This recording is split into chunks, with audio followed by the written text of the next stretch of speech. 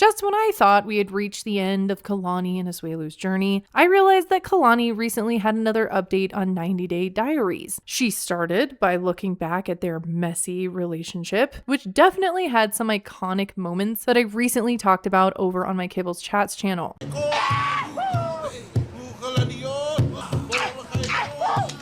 Know what's happening right now. Their journey was anything but easy, with getting married within the 90 days and having their second child soon after. They spent years trying to make their relationship work. And then she brought us back to where I thought this entire story had already ended. On the last resort, it was revealed that Asuelu had been cheating on Kalani. Asuelu cheated the entire relationship. So by the time I had figured things out, I was pregnant. And then within like a year ago, then he started online cheating. Did the tongue thing and the blowjob thing. So collectively, he's cheated like 10, 12 times. And apparently gave her a hall pass to kiss someone else. We hadn't seen them for a while. Them coming back on the last resort and having this big reveal had me seated for the drama. But this simple hall pass quickly spiraled into something much bigger. That guy, let me know all of his real feelings once I unblocked him. He decided to fly out. He texted me to come see him, and I spent the night there. Oh my God. And led to some extremely uncomfortable moments. Gonna just go and talk and try to figure out my feelings for him and my feelings for the other person. But then we ended up doing other things.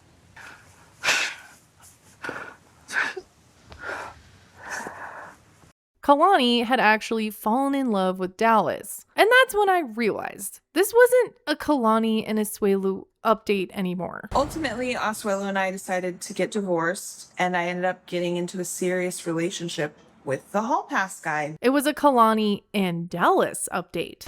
I'm Dallas. I'm 30 years old, and I'm from Orange County, California. Asuelu barely exists in this episode. His thrush tongue was nowhere to be seen. He's like, "What is this?" And I was like, "That's a yeast infection. You have thrush." But he said it was just a mouth kiss. We all know from social media that he had joined the military, they were not together, but he's not even really brought up at all. Instead, this episode is almost entirely about Kalani and Dallas. That threw me off. Why were you following me? I mean, one, you're pretty. Two, I thought you and your ex-husband were funny.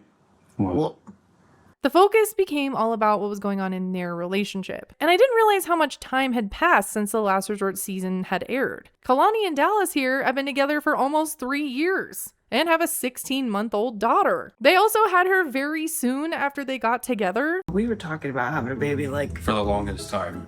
literally the first week we got together. Repeating that pattern that didn't work out well the first time, Kalani and Asuelu had a baby together after a vacation hookup, and then another baby together right after he came to the US. So what was the point of this update, you ask? Why are we seeing Kalani on Diaries years after her and Asuelu had broken up? Great question. They tried to set up this storyline for Kalani and Dallas, and it's about how Kalani noticed that Dallas isn't coming home right after his night shift. I have absolutely no clue why Dallas would be hanging out at his car at 2 a.m. Is he a girl down the street from me? That's when I started wondering, are they trying to say that this isn't going to work out? Are they going to put Kalani on a single show? Where is this going? Or were they going to set up a single show for Asuelu? But again, he's nowhere to be found. Because it would make no sense for Kalani to be back on Happily Ever After with this new guy, right? Happily Ever After is supposed to be about 90 Day Fiancé visa couples. So I kept thinking when I first watched this that this had to be a setup for a single show, because later she comes back all sad, saying his location is not where it's supposed to be. So I checked Dallas's location and he's parked down the street again. Is someone there?